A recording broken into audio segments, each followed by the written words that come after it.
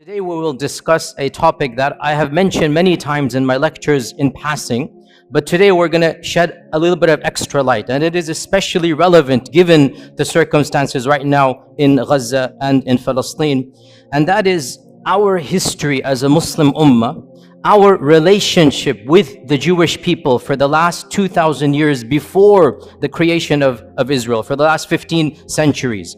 Because the fact of the matter is that it is truly sad in light of our contributions to the survival and the flourishing of this demographics that they seem to ignore and neglect all of these centuries of positive interactions. Because the fact of the matter, once again, Christian Europe treated this demographics in a very different way than we did. And multiple times in history, the Muslim ummah and the Muslim civilization played a vital role in protecting hundreds of thousands of persecuted Jewish people. So we need to be aware of this, and we need to know our own history. And again, only so much can be said for the history of 15 centuries. But as you're roughly aware, we went over this in detail this earlier part in a number of lectures. In the year 70 CE, in the time of Jesus Christ, after Jesus Christ, the second temple was destroyed, and so Judaism once again had its diaspora. They fled across the globe, so they didn't have a land. For the next 2,000 years, where were the Jewish people? Under Christian and then Muslim rule. For 1,500 years before 1947, 1,400 years before 1947, where were the Jewish people? Either in Christian lands or in Muslim lands. Okay, what is the difference between how the Jewish people were treated in Christian lands versus how they were treated in Muslim lands? This is the summary we're going to be discussing today. And of course, the goal is to pique your curiosity. The goal is to start you on the journey. Obviously, in 15, 20 minutes, only so much we can do. We need to understand Christianity from its inception has been extremely intolerant of the Jewish people. Why? Because according to their theology, what did the Jewish people do to their own God, to the Son of God? Well, according to their theology, what did they do? They murdered the Son of God. So from the beginning, there's a term that is found in Christian literature. I'm not inventing this term. It's called Christ killers. This is what they called the Jewish people, Christ killers. And that is why, generally speaking, in ancient Christianity, medieval Christianity, Jewish people were not treated as equal citizens. They didn't have the right to own property in most of European history. They were forced to live in special areas. The ancient term for this in Venice, the Venetian term, is still used in English. Guess what that term is? Ghetto.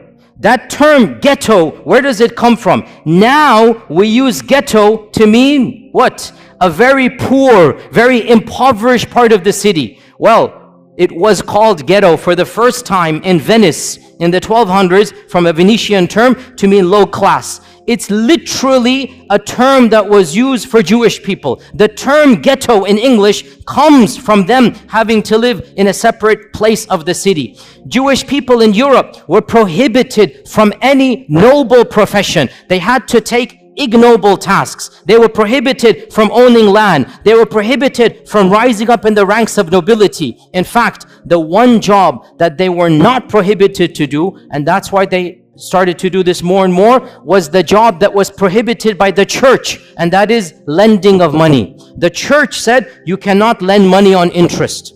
And Christians, if they do so, they're going to go to hell, they're going to be damned. This is Christian law, by the way. Jewish people were exempt because they're not Christian. And they couldn't work in so many other areas. This is not anti-Semitic, I'm teaching you history. This is a fact.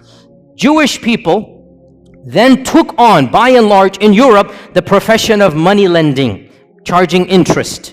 Because they weren't allowed any other job. They weren't allowed careers, and this was prohibited by the church. You'd be damned. So what did they do? They became the proto-bankers, the first bankers. And so what's going to happen? Slowly but surely, their wealth did increase. This is not a anti-Semitic. It's the fact of the matter is that they were involved in this profession, and that is why rich dynasties from this group did begin to rise in the 15th, 16th, 17th centuries. But that's because they were the ones lending money. Eventually, the church had to buckle under pressure and change their law and say it is now allowed for Christians to do. Otherwise, Christians forbade Christians from lending money with interest. It was haram for them. The church would excommunicate you. That's why this group began to do this. In the 11th century, when the Crusades was announced, in 1095, 1096, the first Crusaders, they left England, they left Italy, they left France, and they made their way to Jerusalem, wanting to free, quote unquote, Jerusalem from Muslim lands. Do you know what happened before they reached Jerusalem? They started massacring Jewish people. Where? In Europe. Why? What has that got to do with Jerusalem? They began to reason, if we're going to go to Jerusalem where Jesus walked, we should avenge his death before we get there.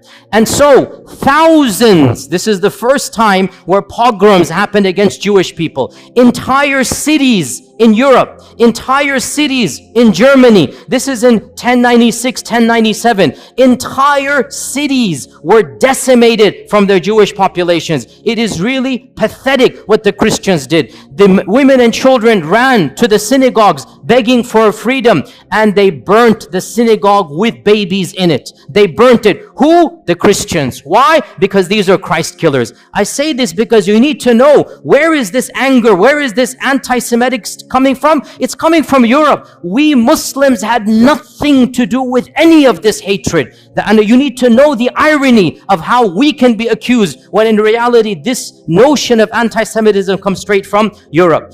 In the year 1215, the church gave a decree that Jewish people could not live like normal citizens any Christian land. They had to wear a different clothing. They had to live in different places of the city. They had to have specific professions.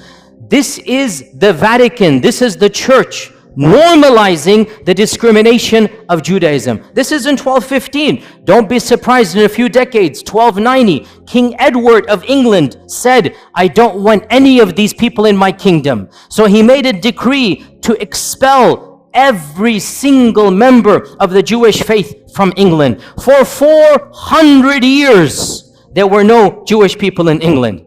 400 years. Why? Anti-Semitism. The king said, none of these people are going to be here. And Shakespeare writes his plays during this time. But the stereotype, the negative, evil stereotype remains in the psyche of Europe. Go read Shakespeare's plays. Go read how he writes about Shylock the Jew. This is Shakespeare, not me. Shakespeare is an anti-Semite in every sense of the term. The stereotypes, the negativity, and ironically, he's never interacted with the Jewish person because there are no Jews in England when Shakespeare's writing because of the decree. Only in 1680 or something, the king relents and allows them back in. And that is why, by the way, to this day in England, the Jewish population is very small compared to other places in Europe because for 4 centuries, they were banned. And one of the worst manifestations of anti-Semitism took place in Andalusia, but not under us. When Ferdinand and Isabella Reconquista, when they conquered Granada, the Muslim land, when they conquered Granada, the first decree, less than 1 week or 1 month after they took power, 1492, they made the decree. It's called the Decree of Al-Hamra because it was in the Hamra Palace. There shall be no Jewish people living in Andalusia. Hundreds of thousands of Jewish people were forced to convert to Christianity or were sent into exile. The entire population of Iberian Spain, and there were, we don't know, 300,000, 400,000, 500,000 Jewish people, they were either forced to convert under torture or they had to flee for their lives. And this is one of the worst manifestations. Now you get to Hitler in the 1930s and 1940s, which is of course the worst anti-Semitic outburst in all of human history. And this needs to be said bluntly. Hitler did not come in a vacuum. Hitler is tapping into mainstream Christian notions of anti-Semitism. The term anti-Semite, the birth of anti-Semite, the notions of anti-Semite, it has nothing to do with Arabs and Muslims. It is European and Christian through and through, 100%. Even the term is invented by the Christians and used by the Christians. This is just a summary of Christian lands. Let's move on to Muslim lands. Subhanallah. subhanallah, wherever Muslims went and there were Jewish people, the Jewish people faced a type of flourishing. They were given a type of protection they could never find in Christian lands. And when Muslims conquered what is currently Iraq, what is currently Iran, Iraq had a large population of Jews in Baghdad from the time of the first expulsion, not even the second, from 500 BC, because the largest group of Jews from the first expulsion, they went to Iraq. So Muslims found large groups of Jews in Iraq. In Iran, Isfahan, hundreds of thousands of Jewish people, again from the first and second expulsion. And the Muslims came and found them, and they gave them protection under the treaty of Umar ibn al-Khattab. Jerusalem, when Umar ibn al-Khattab marched into Jerusalem, guess how many Jewish people were there? 0. Guess how many synagogues? 0. Jews were not allowed to worship in Jerusalem under the Christians. Guess who gave them the freedom to build the first synagogue after the collapse of the temple? It was none other than Umar ibn al-Khattab radiyallahu anhu. Umar ibn al-Khattab, acting upon Islamic commandments, acting upon prophetic guidelines. Jews and Christians are Ahli Kitab. They have the right to live freely. They have the right to worship. They have the right to build their synagogues and whatnot. Now, modern liberals come along and they say, oh, the conditions of Umar al-Khattab are second-class citizenship. I'm not going to claim that Umar radiallahu anhu's condition is the same as secular America. It's not. But we're not comparing Umar ibn al-Khattab to secular America. Secular America is a different notion where religion plays no role. In the Islamic scheme of things, religion plays a vital role. So if you're a Muslim, yes, you get perks and privileges, no doubt about that. And if you're Ahl Kitab, there's certain things. For example, you cannot convert people to your faith. For example, the synagogue minaret, or the temple in the synagogue cannot be higher than the minaret of the mosque. I agree, these are conditions, but we're not comparing Umar ibn al-Khattab to modern liberalism. We're comparing Umar ibn al-Khattab to the rest of the world. The fact of the matter, never once in all of Islamic history was there a policy to kill all Jews. Was there a policy to persecute all Jews? Was there a policy to expel all Jews? So Umar ibn al-Khattab radiyallahu anh allowed the Jewish people to come back into Jerusalem. This is the first time they could come back and build the first synagogue under the Khulafa al-Rashidun. And the rest, as they say, is history. That in Baghdad, when the Abbasids made their Baytul Hikmah, the famous house of wisdom, they hired the most competent translators regardless of their background. And because Muslim people weren't studying ancient Greek and whatnot, some of the best translators were from a Jewish background, because they're the ones studying ancient Greek, ancient Latin. And so Baytul Hikmah hired the top Jewish minds to be in charge of the House of Wisdom.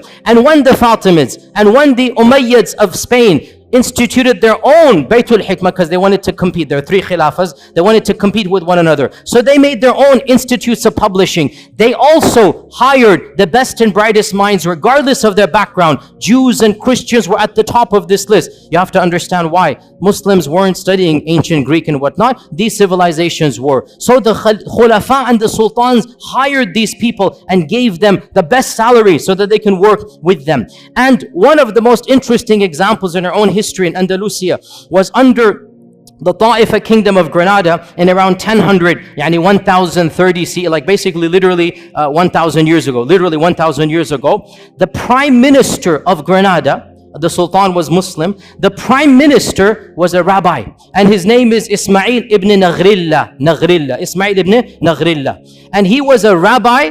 He was a learned man. He rose in the ranks until he became the prime minister of Qurtuba.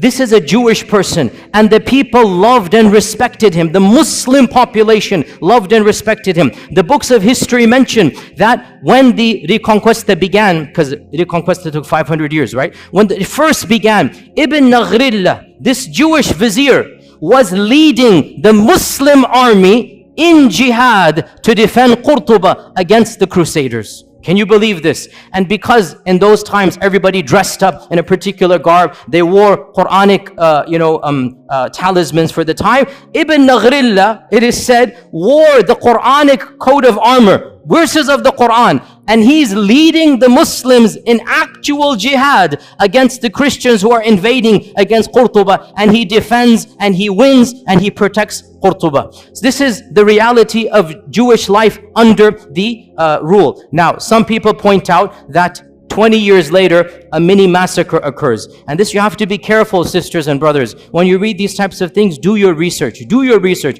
It is true. A mini massacre occurred against the Jews of Qurtuba. But why? I'll tell you why. You won't find this too often because people just want to say, oh, the Muslims rebelled and they massacred hundreds of Jewish people in Qurtuba. It's true. But I'll tell you the story. This guy, Ibn Naghrillah, he died and he was buried with honors.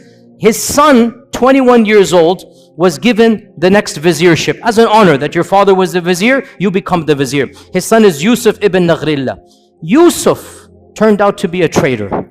And the first thing he does, he writes a letter to the next kingdom. If you invade on such and such a date, I'll make sure you win over the kingdom. I'll distract the army and whatnot. But there's one condition, you must make me the ruler and I'll pay taxes to you. Okay? So this guy, Yusuf, he attempted a coup d'etat.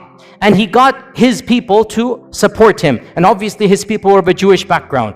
The letter was uncovered. The Muslims went wild. Mobs attacked the palace and literally shredded Ibn Naghrillah, Yusuf, the son of the famous one. They literally shredded him and tortured him to death. And then they turned on his core, killed them, and then it is true, sad, the mobs turned on the Jewish quarter because they thought this was a Jewish revolt against the city, and innocent people lost their lives. But the point is, no sultan gave the command, no government instituted this, and the reason why it happened was not because they were Jewish. It's because the notion came that the entire community is treacherous to us. That's why this happened. Then things went back to normal and Jewish communities began to flourish. Within 150 years, the greatest Jewish mind in all of Jewish history was born and raised and studied in Qurtuba. Who is this person? Who can tell me?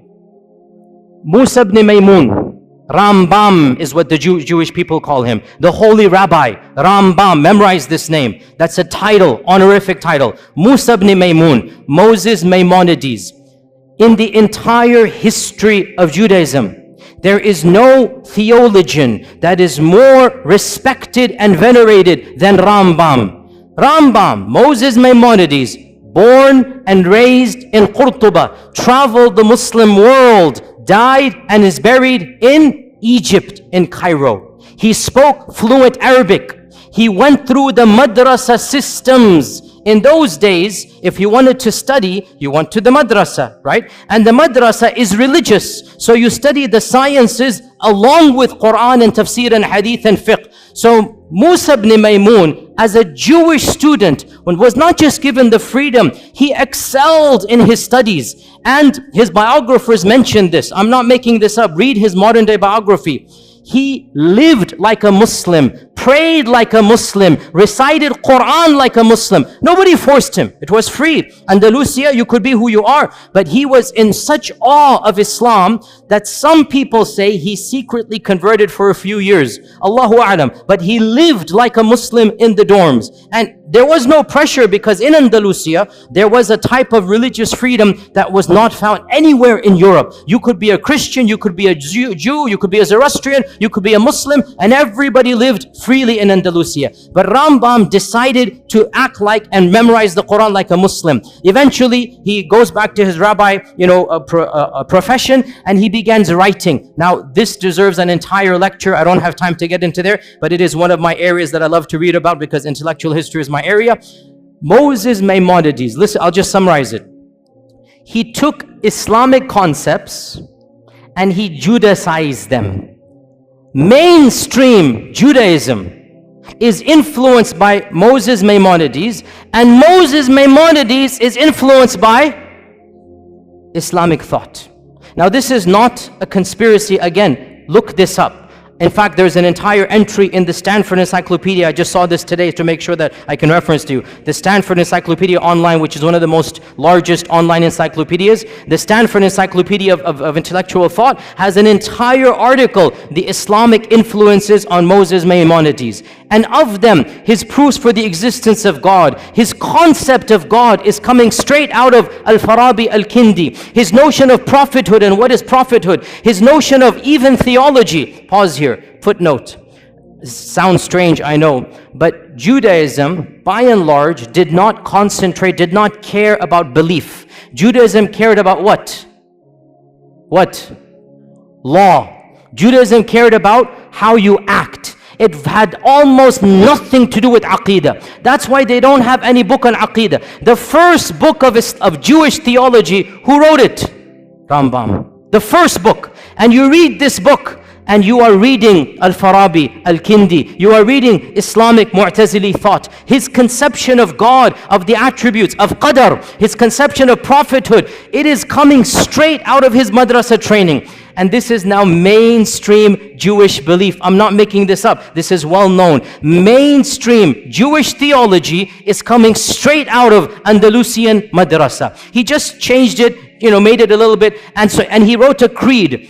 To this day, the righteous or the observant Jewish people, the first thing they do when they wake up, they read Moses Maimonides' one-page creed. And it begins, Ana mu'minu, I believe in, just like Aqidah Tahawiyah, just like other Aqidas, it literally begins, I believe in, and there's 13 points. I believe in God, there is one, la sharika la type of stuff, literally coming out of Islamic thought. He has no partner, cannot be described in this and that, literally goes through, and it goes all the way, and I believe in resurrection, I believe in the Messiah that's going to come, one of the 13 points, I believe in the Messiah. So this is coming from Musa ibn Maymun. By the way, one interesting thing about Rambam, wallahi, so ironic.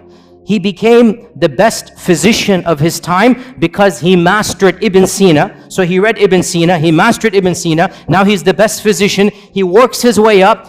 Guess who he becomes the personal doctor to? None other than Salah ad-Din al-Ayyubi.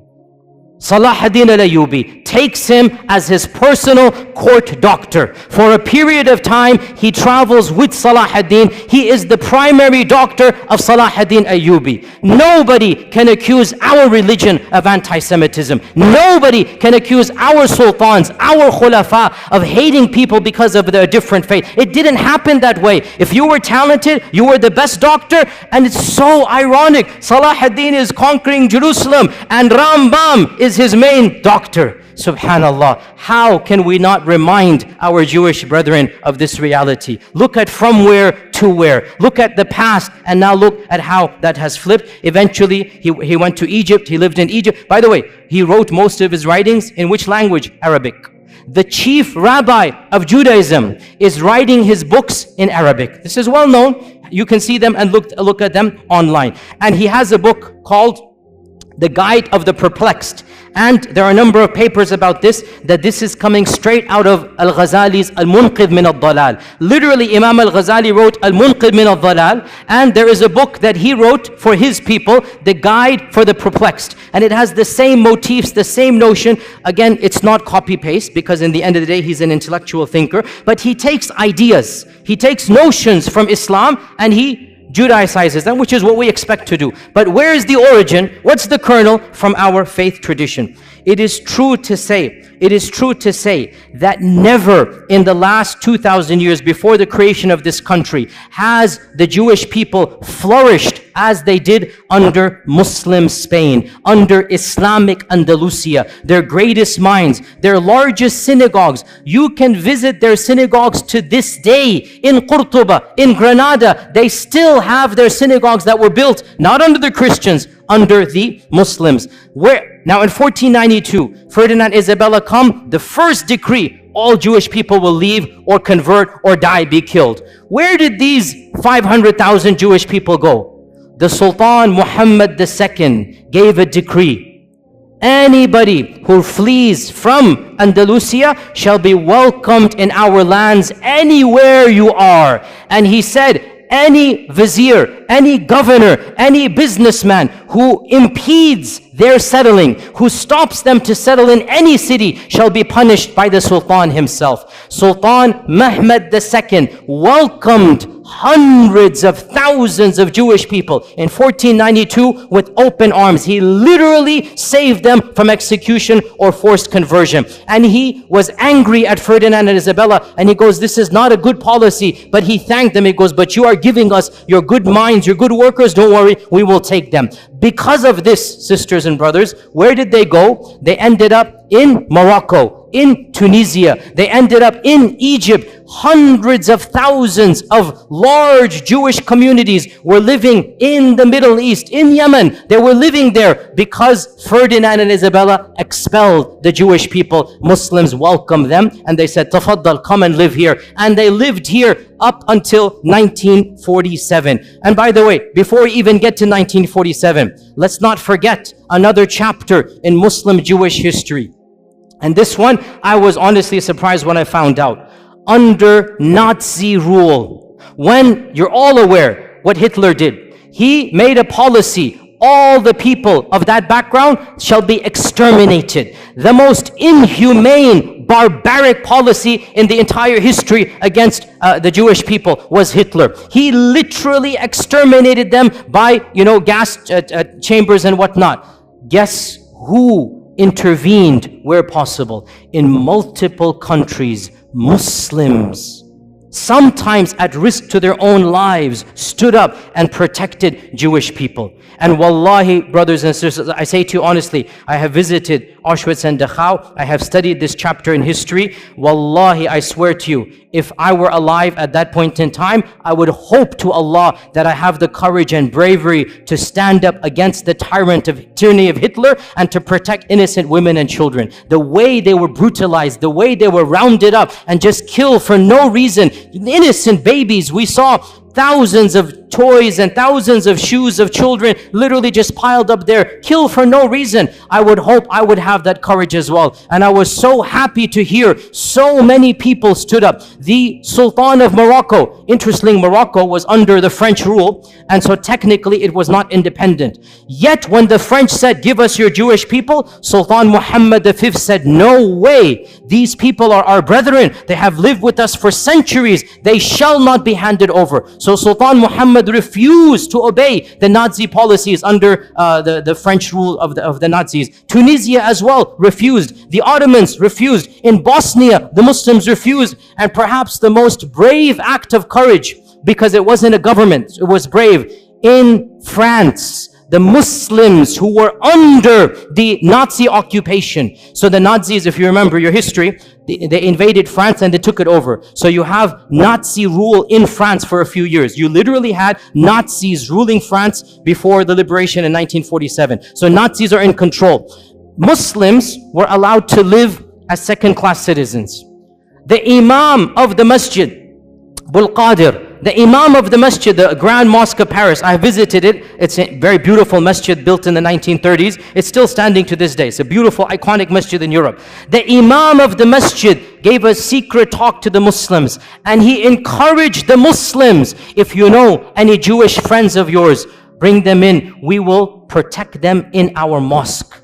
The basement of the masjid became a home for the Jews under Nazi rule in France. And this was engineered by the Imam, the Sheikh. And some people didn't have space. He forged Islamic documents and told them to dress like Muslims. And it is said he saved over 1,000 people by this policy. 1,000 Jewish people in France were saved by the Muslim community who literally banded together. They didn't tell any secrets. There were families in the basement of the masjid, and those that didn't have space, the Imam personally forged IDs that these are Muslims. Because in the end of the day, what do the Nazis know? They look different, they talk different, they dress different. Khalas, they pretend to be Muslims. This is what you call Islamic rule. This is what is akhlaq of the Muslim. When this tyrant comes, you're not going to allow him to do this. You will protect them. And so it is truly sad that all of this history has been completely forgotten. What happened? Obviously, you're aware, in 1947, it is estimated there were around less than 1 million Jewish people living in Arab and Muslim lands. Less than 1 million, maybe 900,000. That's a huge number, by the way, especially after World War II. After World War II, you had more Jewish people across the Middle East and Arab lands than anywhere in Europe, right? So almost 1 million living in Yemen, in Cairo, in Iran, in Morocco. These are all people of Jewish background. What happens in 1947? The country of Israel is formed, and they make a call, a plea, that if you come here, you will be given perks and land. If you come here, you will be given a better economic status. And so majority of them migrated. Why did they migrate? Put yourself in their shoes. It's their land from their perspective, obviously. They're getting their own people. They're getting a citizenship. They're getting land. They feel it's going to be safer for them. Some of them believe in Zionism. And yes, I'm not going to deny, because of the atrocities in 1947 and the massacres against Arabs, it is true, in a number of Muslim lands, for the first time in history, these types of sentiments that we now are familiar with began to develop against the Jewish population. I'm not going to deny this. But why did it happen? Because of politics of Israel. Not because they were Jews, because Israel massacred thousands, hundreds of thousands of Muslims, expelled hundreds of thousands of Arabs. Well, then there's going to be a feeling of sentiment. Why are you guys doing here? Go where you belong and whatnot. So all of this put together in the next 5 to 10 years, from 900,000 Jews in Arab and Muslim lands, currently it is estimated there are less than 15,000 across all lands. 200 here, 500 here. All of them have come to Israel. But one final point, and with this we conclude. Subhanallah, this is something you need to know, O Muslims. This division of living under Muslim, living under Christian, it had and has and continues to have a profound impact on the demographics of the country of Israel. Judaism is divided into multiple groups. The three most important groups: number one, Ashkenazi; number two, Sephardim; number three, Mizrahi. These three divisions go back to whether they were living under Europe or under Muslim rule. And the most Europeanized Jewish people are the Ashkenazis. These are the ones, they never lived under Muslim lands. These are the ones, they have a different cultural background. They're more European. Generally, they're more secular. Generally, they're the ones in charge. Generally, they're socioeconomically privileged, and they're the governments ever since the founding of Israel. Sephardim are those Jewish people that were kicked out of Andalusia. And Mizrahi are the Jewish people who lived in Arab lands, Yemen, Iran, other places for many millennia. They are the smallest. Generally, Sephardim and Mizrahi are more pious. They're more orthodox. They're more religious. They're more believing in God. And a lot of you don't know this. In Israel, they are treated like second-class citizens. In Israel, because they can tell by your looks, they can tell by your name, they can tell by your culture. The Ashkenazis, who have a white skin color, are the superior class. And of course, there's even a lower category, the Falasha, which are coming from Ethiopia, and you should see how they are treated in Israel. They are the lowest of the low. But above them are the Mizrahis, and above them are the Sephardim. Sephardim and Mizrahis, they are ghettoized in Israel. In the 40s and 50s, they were not given the land they were promised. They were not given the perks that the Ashkenazis were given to. They were not given government positions. And this caused, I'm not joking, you can look this up, in the 60s and 70s, political parties, some of them semi-violent, from the Sephardim, from the Mizrahi, were formed to fight against whom? Against whom? The Arabs? No, Ashkenazis.